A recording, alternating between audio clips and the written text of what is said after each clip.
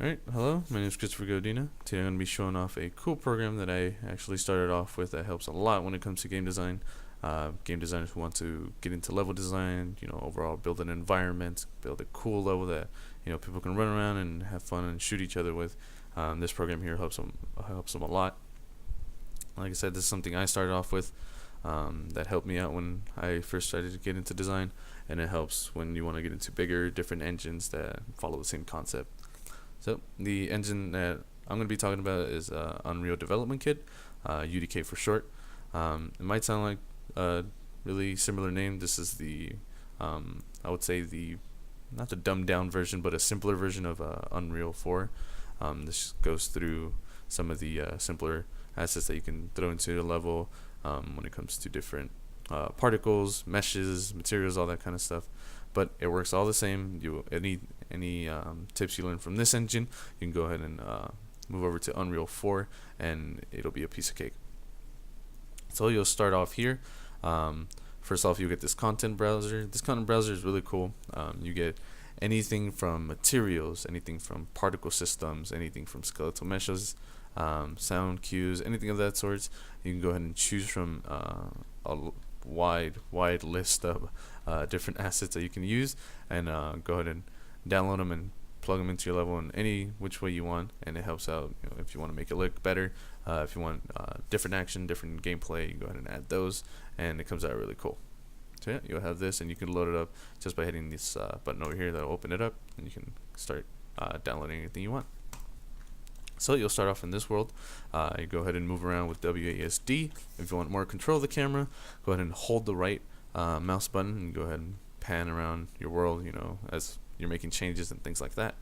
But you'll start off with a simple cube right here in the middle. This will be your brush. Your brush being you can change it to any type of shape you want with these brushes on the side here. You have a flat sheet, which is more of a plane. You have a cylinder. You have three different types of stairs. Some cards that are kind of lined up right next to each other. The simple cube that's already shown, and a cone. So here, it's really easy to start building. All you want to do is once you have your selected shape, just gonna go ahead and hit Control A, and that's how you build it. After this, a cool little tip that I can show you here is you're gonna want to go up to this part of your window and hit this, these two overlapped windows, and this will bring up four different windows. So you have the one that you started off with, and as you can see, you can resize these however you want to. You'll start off with this window here, but you also have these different grid views. So as you can see, this is from one side of the map, this is from the other, and this is the top-down view. So as you can see, the cone that we just placed is inside of our level, so we go ahead and click that on here, and we can move it which way we want, to use the different arrows to go ahead and kind of move it wherever you like. After this, you can also resize it, use or scale it or rotate it however you want to by going up here and pressing these different keys. So if you want to rotate it, go ahead and hit this key, and, you can rotate it however you want in a different degree, and it'll rotate. If you want to just move it normally, you go ahead and go back to this icon here, and use the arrows to go ahead and move it. You can move it up and down using the different views, or you can just move it side to side. You can also scale it however you want to, so you'll hit this scale button here, and you can go ahead and make it really big, or really small, however you want to put it into your level. Like I said, use the different windows. These are very helpful windows that help you out when you want to add symmetry to your level, or you really have high OCD, just like I do. Kind of pair things up with the grid and have them lined up really nice, just so you have more of a, like I said, symmetrical feel to your level. But another tip is, once you create something, you'll notice that on this window here, it hasn't really moved at all, but on these different windows it has. So as you can see, I move it, and then this shape won't move at all. That's because every time you place something or you place different objects, you want to go ahead and build your geometry. So you go up here and hit this button here. You hit it'll build your geometry, and it'll pop up something like this. So let me do it again. It'll build, and it'll bring up this window here. This is more of your, this is your map check, checking if you have any things you don't need into your level. So if you need extra lights that aren't supposed to be there, it recommends you you can get rid of these lights, and you don't have to have a whole bunch of clutter in your level. For this one, it's just more paths need to rebuild, because I haven't placed any characters down or any path nodes, so this is just different. This is something that'll come common in your level. So you can go ahead and close out this if you want to read it and take a look at it. That's fine. But like I said, every time you move something, every time you build something with your brush here, this is going to be your main tool for building. You go ahead and change it up. So we build a couple more cubes in this other window. You can see that that you have your red brush here, and then you have your builder brush that you just popped up. So like I said, anytime you move something or scale something or anything like that, go ahead and build your geometry. You get this lock here. Go ahead and close it or read it however you want to, and then everything will get lined up. You see, yes, the brush, the grid is lined up with the brush here. So yeah, that's some of the brushes or different things that you can build. Like I said, use these different windows. They help out a ton. If you want to have more control of the camera and things like that, go ahead and hit this button here. This is your camera movement speed, so you can move really, really fast or really, really slow, however you want it. So you can go ahead and move here, kind of move your camera faster. If you have it down low, kind of moves a little bit slower. It just depends on which window you are, so everything has its own little layout here. So if I click on this window, kind of click the speed, it'll go really, really, really fast. Or if I slow it down, it'll go really slow. For those precise little builds you want to make, that helps out a lot. I personally like to have it go fast. Kind of build things faster, things of that sorts.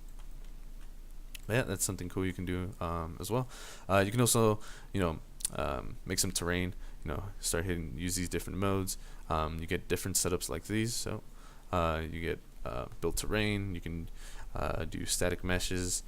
You can add some foliage and things like that, or kind of edit all your little cubes and pyramids, anything you've added. You can go ahead and edit those. As you can see, you have this huge sky sphere right here that you can go ahead and mess around with as well. That's just more of the sky and how they have a feel for it. But going back into this window, you see that there's many different things that you can do with this engine. It's really, really easy to get into something like this and start building. Like I said, you can go ahead and, if you want to duplicate something, you just go ahead and Control C, Control V. You can make this a lot bigger. Kind of connect them however you want to. If I want to make this more bigger, Control C, Control V, it'll duplicate the item that I've chosen, kind of put them next to each other. Do the same thing for this, and now have a much bigger space to work with. That will help out a lot. So the next thing you got is Kismet. Is if you've seen scripting in Unreal 4, this is somewhat similar to what you can do. It's just if you want to go ahead and let's say we had a new variable, you can see that some of these look really similar. So you have a float, an integer bool, a different object that you can go ahead and put different actions that you can have once you put in a player. You have different AIs, different actors.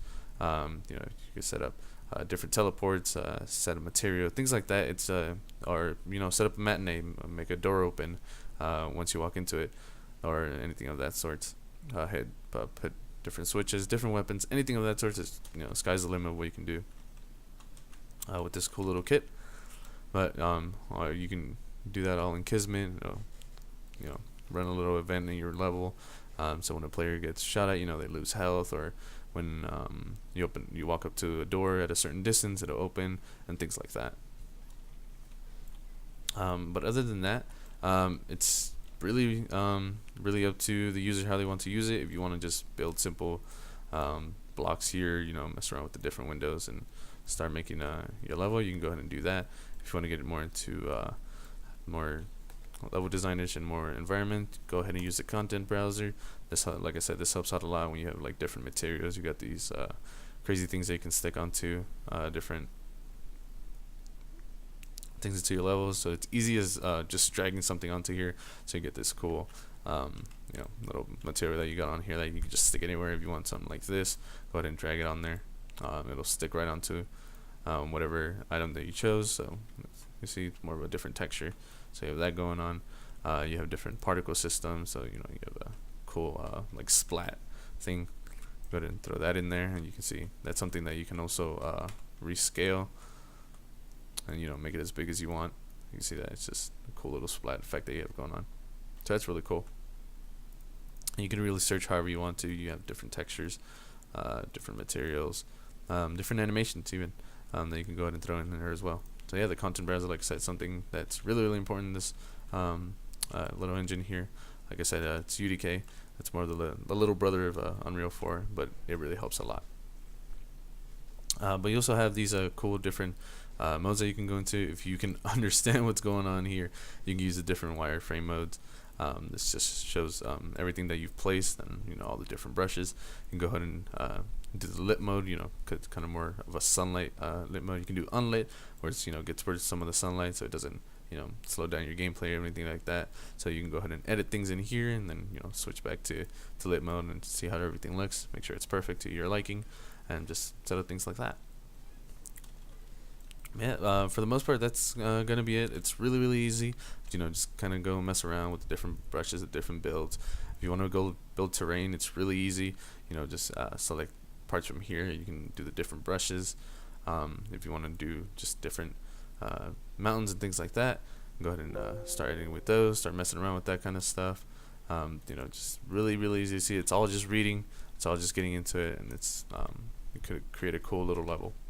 Yeah, that'll be it for me. I'll leave the download link in the description if you guys want to go and check this out. So it'll bring you up to the page something of this sorts. So it'll bring you up to here. As you can see, I already have my account on here. So I'll leave this link in the description. Go ahead and get the UDK from this download here. It'll download. Go into your downloads here. Unzip everything if there's a zip file. Load it up, and like I said, start messing around with UDK.